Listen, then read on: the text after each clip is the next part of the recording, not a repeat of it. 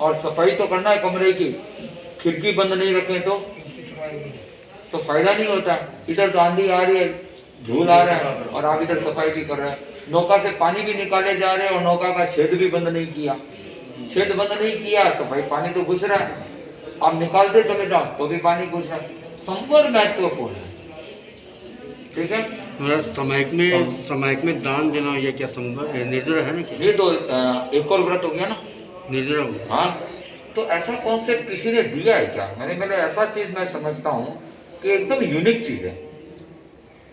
हम अगर सामायिक को समझे, सामायिक जैसा ऐसा मेथड, मैं तो उसको एक मेथड मानता हूँ, प्रयोग मानता हूँ, एक अभ्यास क्रम मानता हूँ, ऐसा मेथड जो भगवान महावीर ने दिया है, मतलब इतना जबरदस्त चीज है। एक व्यक्ति के जीवन में परेशानियां आती है, मानसिक उतार चढ़ाव आते हैं, मन परेशान हो जाता है, होता है कि नहीं होता है? जब हमारे अनफेवरेबल सिचुएशन आते हैं तो हम उदास हो जाते हैं, दुखी हो जाते हैं, तनाव में चले जाते हैं, मन अटपटा सा लगने लग जाता है और बेचैन हो जाता है।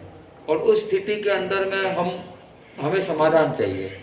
समाधान, समस्या तो बाहर है, मतलब जो भी परिस्थितियां बाहर है, लेकिन हम मानसिक दृष्टि से असंतुलित हो गए, भावना की दृष्टि से असंतुलित हो गए, इमोशनल इम्बैलेंस हो गया।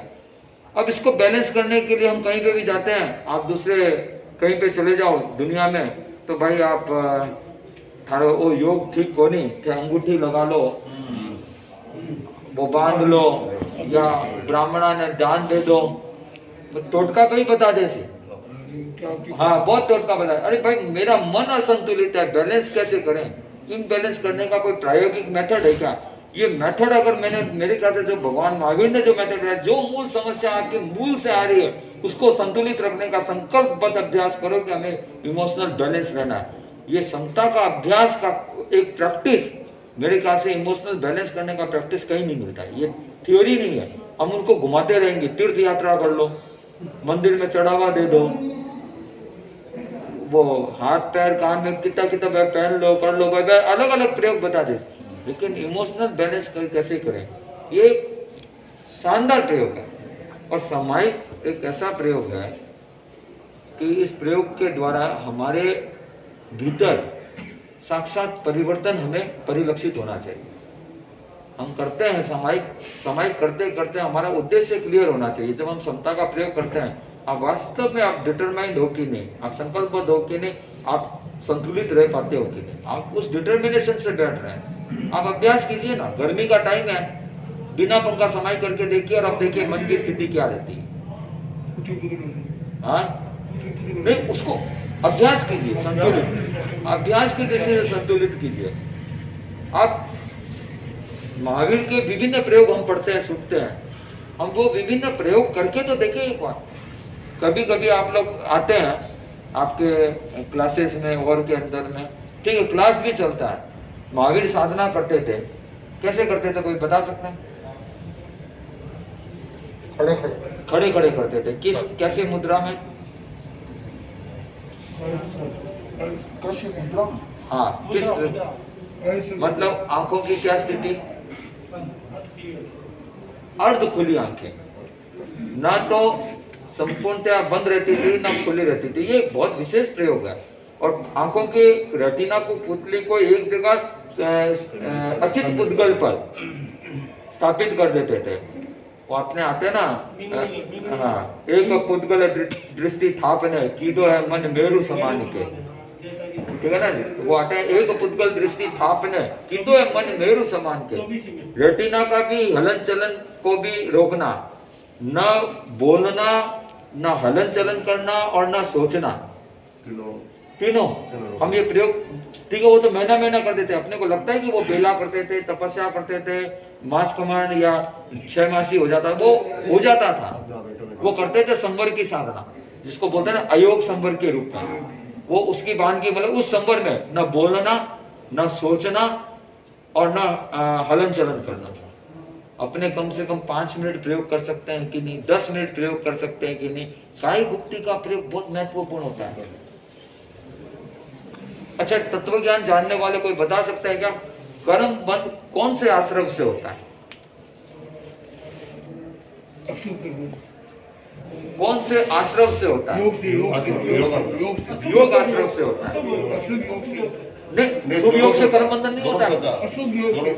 शुभ योग से कर्म बंधन नहीं होता, दोनों से होता है। शुभ योग से पुण्य का बंधन होता है, अशुभ योग से पाप का बंधन होता है, ठीक है ना। कर्म को खींच कौन रहा है? योग आश्रम। कर्म को चिपका कौन रहा है? कसाय आश्रम। ये मिथ्यात्व, अवृत, प्रमाद, कसाय है ना, ये इमोशन स्टेट है। इन चारों को एक भेद में ले तो कसाय। आप देखो ना, अनंतानुबंधी कसाय होता है तो मिथ्यात्व आता है, अप्रत्यामेय, अवृत, और ये एक प्रकार से जुड़ा हुआ है सब। क्लियर हो गया ना। तो आश्रम का अगर दो भेद करें तो दो भेद मिनिमम अगर भेद में करें, ऐसे 20 आश्रम है। जो 20 बाकी के जो 15 बोल है ना, वो योग आश्रम के भेद है। वो बाकी 15 तो योग आश्रम के भेद है। आप लोग आश्रम के बारे में सुने तो है, कुछ नया तो कोई कंफ्यूजन हो तो मैं इसको और क्लियर करूं। आश्रम समझ में तो आया हुआ है ना। आश्रम मतलब हमारी आत्मा की वह स्थिति जिससे हम कर्म को अट्रैक्ट करते हैं। हमें मूल तो पकड़ना पड़ेगा ना, कि मूल कर्म को, या जो कर्म क्या एक तरह का कॉस्मिक एनर्जी कर्म है जो हमको शुभ अशुभ फल देने में निमित्त बनती है। उसको खींचते कौन है? हम खींचते हैं।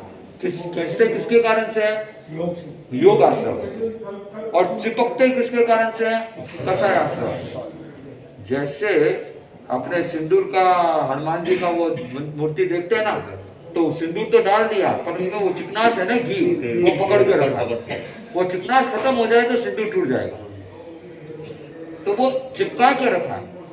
तो चिपकाने वाला है कसाय आश्रम, ठीक है ना। भगवान के मतलब पूर्ण अयोग तो 14वें गुणस्थान में होता है, लेकिन वीतराग बनने के बाद 11वें, 12वें, 13वें गुणस्थान में कर्म तो बनते हैं पर चिपकते नहीं। क्यों? वहां कसाई नहीं है, वो वीतराग हो गए। 10वें गुणस्थान के बाद कसाई नहीं है। कसाई नहीं है तो कर्म चिपकते नहीं। कर्म आते तो है, एक क्षण लगा, दूसरे क्षण में वापस भोगा, तीसरे क्षण में निकल गए, बस इतना ही है। मतलब एक सेकंड में तो असंख्य समय हो जाता है। एक समय में बंधा, दूसरे समय में भोगा, तीसरे समय में कर्म छड़ गया, क्योंकि कसाई नहीं है। तो योग आश्रम से कर्म बनते हैं। योग क्या? मन वचन काय की प्रवृत्ति। मन वचन काय का स्पंदन होगा तो कर्म अट्रैक्ट होगा। स्पंदन होगा तो कर्म अट्रैक्ट होगा, और स्पंदन नहीं होगा तो आएंगे कैसे कर्म? तो महावीर क्या साधना करते थे? महावीर क्या साधना करते थे? हाँ, गुप्ती की, अयोग की तरफ, ठीक है ना। तो वो जो कर्म बनता था उसमें निर्जरा होती है, क्योंकि सुख में भी तो पुण्य कर्म बंधेगा, अशुभ में पाप बंधेगा। जो प्रवृत्ति नहीं है तो निर्जरा का द्वार बड़ा हो जाता है। वो पुण्य भी कम और निर्जरा ज्यादा। थोड़ा गहरा नहीं लग रहा है क्या? समझ में आ रहा है ना। तो ये एक सहज मैंने बताया कि हम कभी ये प्रयोग तो करके देखिए, 5 मिनट भी हम एनालाइज करें, और पूरे जागरूकता के साथ में एनालाइज करें, खुद की पूरे होश हवास के साथ में एनालाइज करें कि कभी मेरा मन कहाँ जा रहा है। आप खड़े हो गए, मन तो दौड़ ही रहा है, हम तो ना तो कर ही नहीं रहे, हम बोल भी नहीं रहे तुम मत दौड़ो, हम ब्रेक भी नहीं लगा रहे, हम केवल एक साक्षात भाव में बैठ गए और मन को कह रहे हैं कि बस मन को ये है कि तुमको जैसा करना करो। हम तो केवल ज्ञाता दृष्टा भाव से देख रहे हैं। ज्ञाता दृष्टा भाव बन जाना मीन्स कॉन्शियस माइंड में आ जाना, मतलब अप्रमत्त अवस्था में आ जाना। आप जब कॉन्शियस माइंड में आते हैं ना, तब तक आप अप्रमत्त हो जाते हैं। एकदम कॉन्शियसली आप उसको देख रहे हैं कि क्या हो रहा है। मन की तरंगे कहाँ से उठ रही है, कहाँ प्रकंपित हो रही है और कहाँ खत्म हो रही है। एक और साक्षी भाव से देख लो। हमें उसके ऊपर में वो पोस्टमार्टम नहीं करना, क्या ये तो अच्छो विचार तो कोई यहाँ नहीं होना चाहिए, नो पोस्टमार्टम। आप जागरूकता से देखो। अरे कोई चोर घुसना चाहता है और आप जागरूकता से देखेंगे तो चोर भी कैसे घुसेगा। आप उस वक्त देखना, जब जितने आप जागरूक होते हैं, जितने क्योंकि जब हम अर्ध खुली आंख से देखते हैं, हमारी पूरी प्राण ऊर्जा, और ये नाक की डंडी पे बोलता है ना, ये एक एरिया जैसी हमने वो बोलते हैं वो हाँ, वो एक प्रकार से एक अपनी हाइट जितना दूर, ठीक है ना, एक युग में बोला 60 डिग्री एंगल, हाँ, 60 डिग्री तो उस एंगल एंगल से हम देखते हैं और एकदम स्थिर करते हैं। हम सोचे नहीं, बोले नहीं और चिंतन नहीं करे। 5 मिनट तो प्रयोग करके देखें काय गुप्ती का। तो मतलब अभी मैं बता रहा हूँ करके जब भी ये प्रयोग है। तो अभी तो मैं तो कोई विषय ऐसे नहीं, मैं सहज ही डिस्कस में ये कर रहा हूँ। तो ये महावीर के प्रयोगों की हम साधना करके देखें। महावीर ने केवल ज्ञान कौन से आसन में किया? आसन, ठीक है ना। ये आसन भी एक साइंस है। ऐसे हम क्या बोलते हैं, ग्रेविटी फोर्स से ऊपर उठते हैं। हम उस आसन के अंदर में 1 मिनट, 2 मिनट, 3 मिनट हम प्रयोग करके देखें।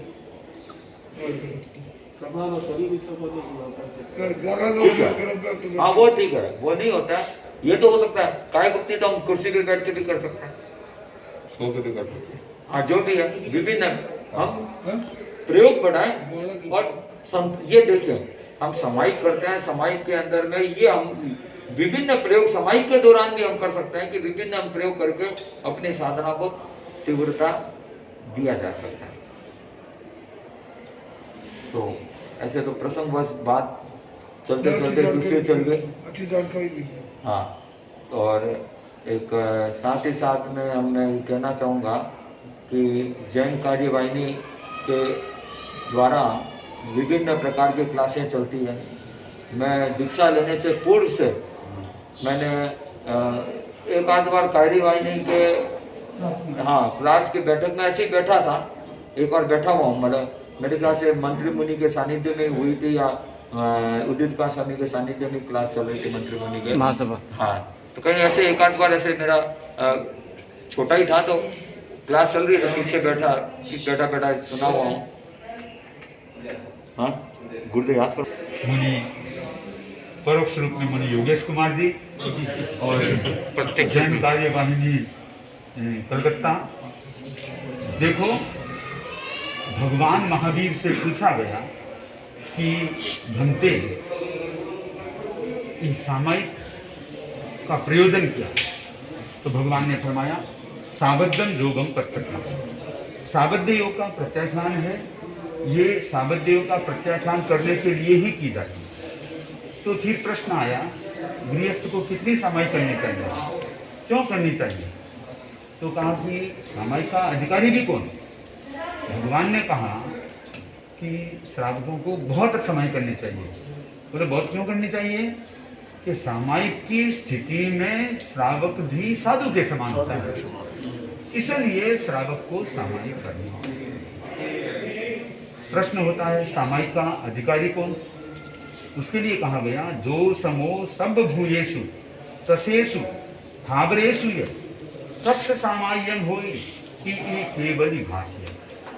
जो सब प्राणियों के प्रति समान व्यवहार रखता है, त्रस प्राणी हो चाहे स्थावर प्राणी,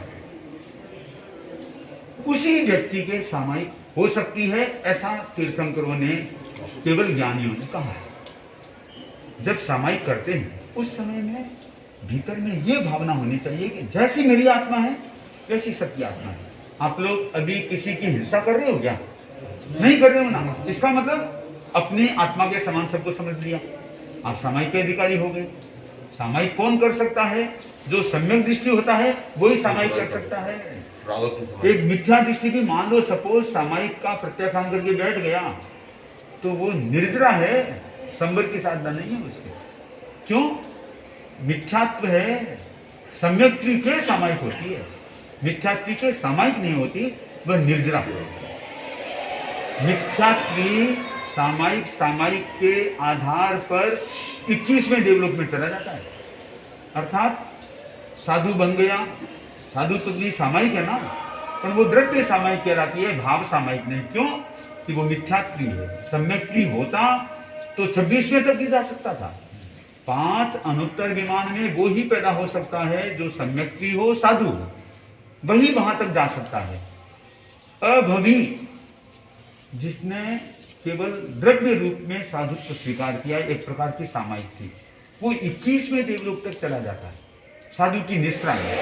साधु जैसी आचार पालना वो भी कर लेता है, पर भीतर से खाली है, सम्यक तो उसके नहीं है। तो सम्यक के बिना 0/0, वहां कुछ भी नहीं है।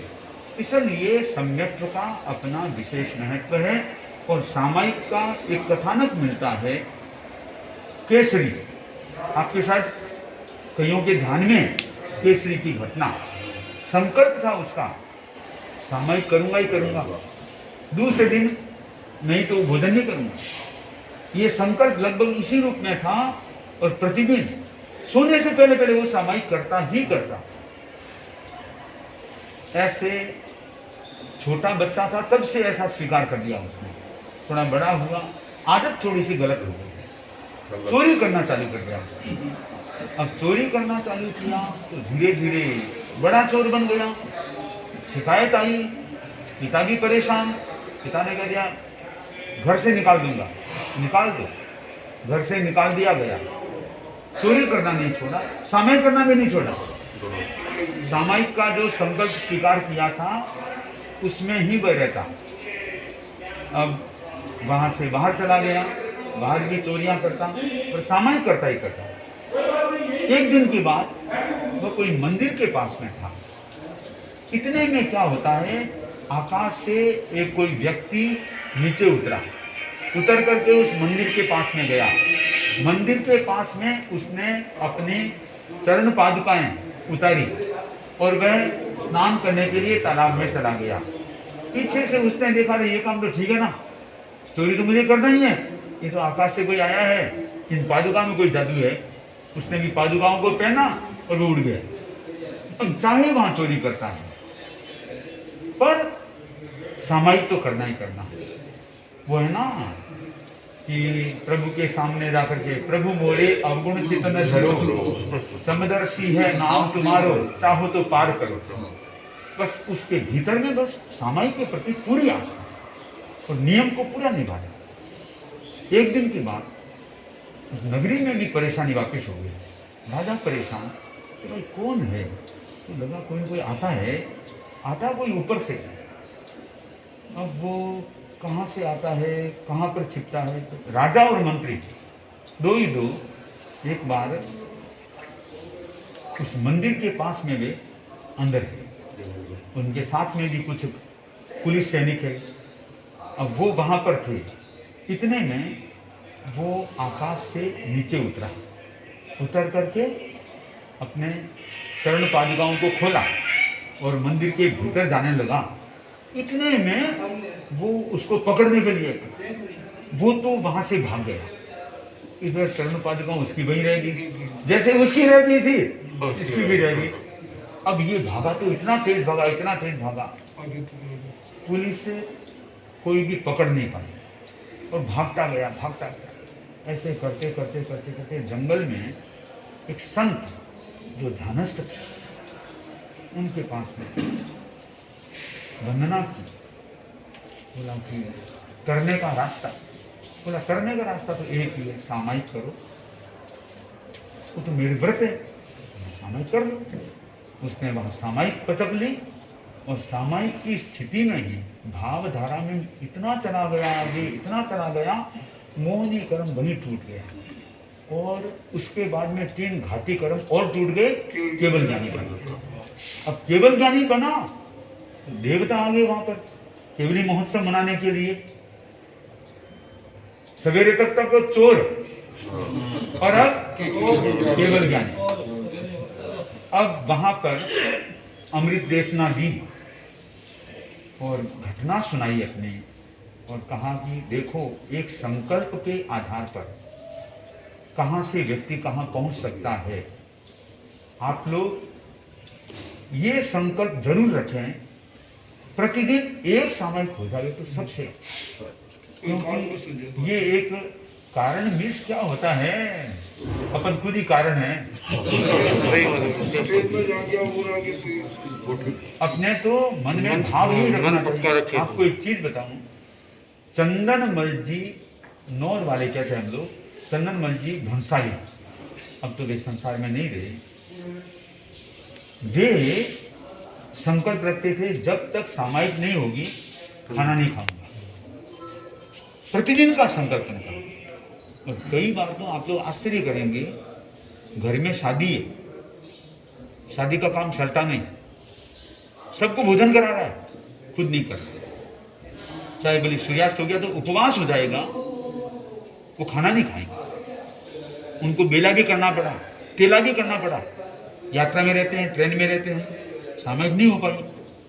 पर सामायिक किए बिना कुछ नहीं। ये संकल्प दृढ़ता से जो पालन करता है, इसका मतलब है कि वह सामायिक का अधिकारी भी है और सामायिक में भाव सामायिक करने की दिशा में वह व्यक्ति आगे बढ़ जाता है। तो आप लोगों को भी सामायिक के प्रति इतनी निष्ठा, एक तो आप खुला प्रवचन सुनते हैं, एक सामायिक, जैसे आपने कहा ना कि भाई हम लोग क्लास थोड़ी लंबी चले तो सामायिक कर दो। ये इसमें दो फायदे, कोरी निर्जरा नहीं, संबर के साथ में निर्जरा, ये दो लाभ। धर्म दो ही है, या तो संबर या निर्जरा। ये आश्रव धर्म नहीं है, आश्रव तो कर्म है, वो तो कर्म का बंधन कराने वाला है। धर्म दो ही है, संबर और निर्जरा। संबर युक्त निर्जरा जहां होती है वहां व्यक्ति का कल्याण निश्चित हो जाता है। अब आप लोग कोई सामायिक के बारे में और भी कोई जिज्ञासा हो तो जिज्ञासा हो। कहीं पर भी अकुर्डी होती है, उसमें इतनी दुर्गंध नहीं आती, उसको खोला जाता है ना तो दुर्गंध फूटती है।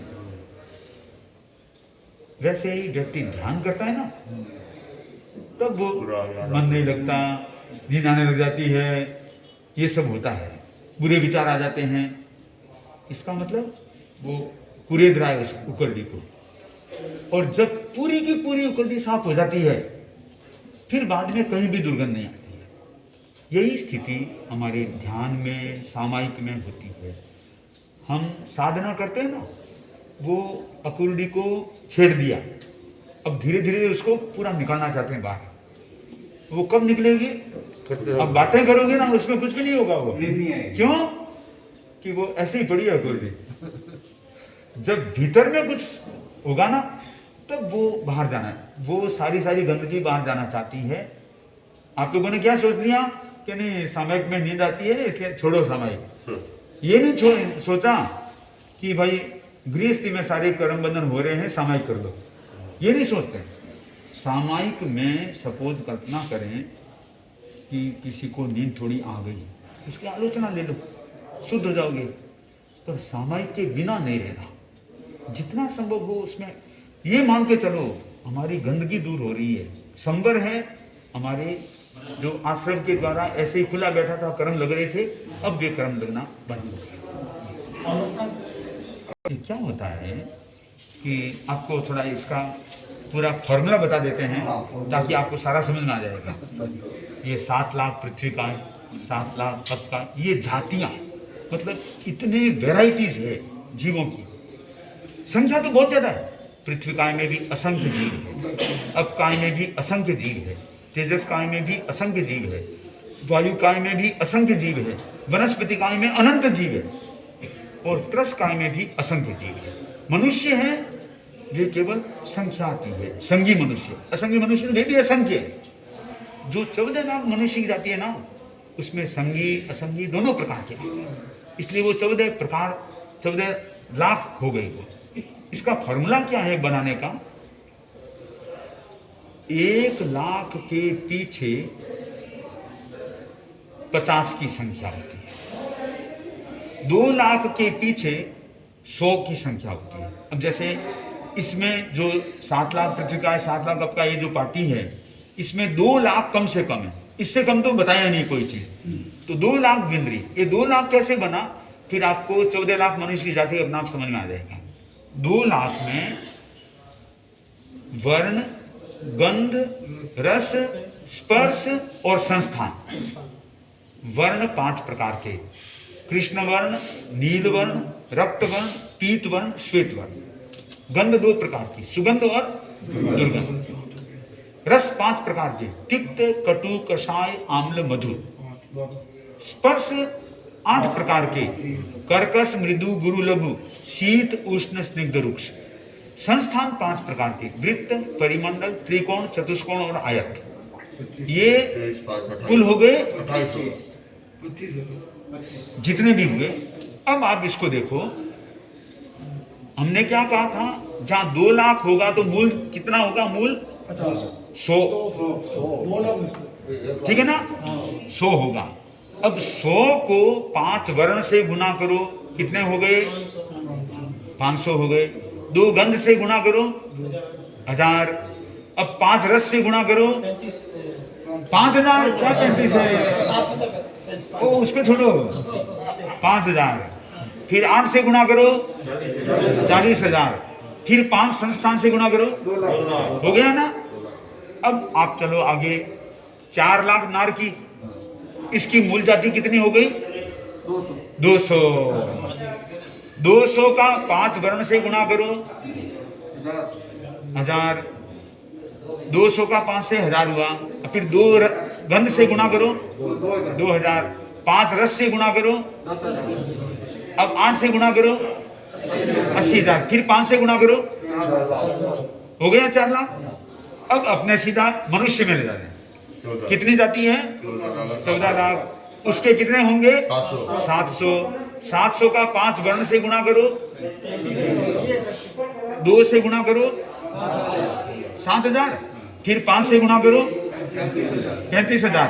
फिर 8 से गुणा करो, फिर 5 से गुणा करो, हो गया ना?